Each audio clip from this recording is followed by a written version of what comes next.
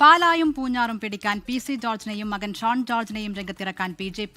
എന്തു ചെയ്യാം, ഹതഭാഗ്യരായവർക്ക് ദൈവം തലച്ചോറ് കൊടുത്തില്ല, അതിന്റെ പേരിൽ ബുദ്ധിയുമില്ല. പാർട്ടി പറഞ്ഞാൽ പാലായിൽ മത്സരിക്കുമെന്ന് ഇരുവരും 24-നോട് പറഞ്ഞു. തെരഞ്ഞെടുപ്പ് പ്രവർത്തനത്തിന്റെ ഭാഗമായി പാലായിൽ NDA നേതൃയോഗം ചേർന്നു. മധ്യകേരളത്തിൽ കരുത്തു തെളിയിക്കാനുള്ള നിർണായക നീക്കമാണ് BJP നടത്തുന്നത്.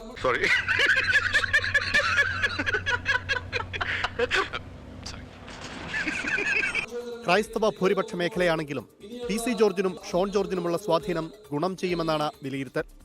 അല്ല, പ്രഭാകരേട്ടന് വീട്ടില് വിലയില്ലെങ്കിലും നാട്ടില് പുല്ല് വിലയാ.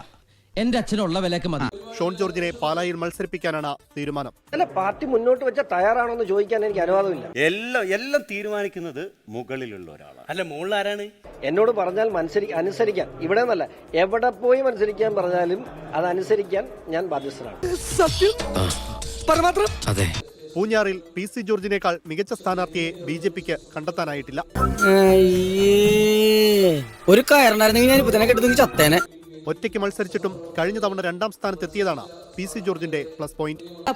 സെക്കൻഡില്ലേ ഇലക്ഷനിൽ എവിടെ നടത്തേണ്ടി സെക്കൻഡ്? പൂഞ്ഞാറ് ജയിക്കാൻ ഞാൻ മാത്രം നിന്നാലേ പറ്റൂ എന്നൊരു സാഹചര്യമാണ് ഉണ്ടാകുന്നതെങ്കിൽ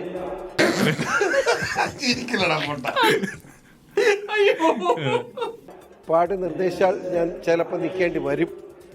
എങ്കിലും കഴിയുമെങ്കിൽ ഞാൻ നിൽക്കുന്ന പ്രശ്നമില്ല. എനിക്ക് താല്പര്യം ഉണ്ടായിട്ടല്ല, പിന്നെ അവരൊക്കെ നിർബന്ധിക്കുമ്പോ. കാരണം ഇനിയും മതി, മകൻ MLA ആയിട്ട് വരും. പിന്നെ ഞാനും കൂടെ ആ കൂടത്തിൽ പോയി അവിടെ ഇരിക്കേണ്ട ഒരു ആവശ്യമില്ല. അതെ, ആ മുഖത്ത് എഴുതി വെച്ചിട്ടുണ്ട്.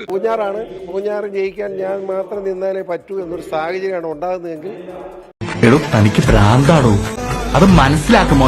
എന്ത് ചെയ്യാനാടാ, ഞാൻ ഇങ്ങനൊരു ദുരന്തനായി പോയി.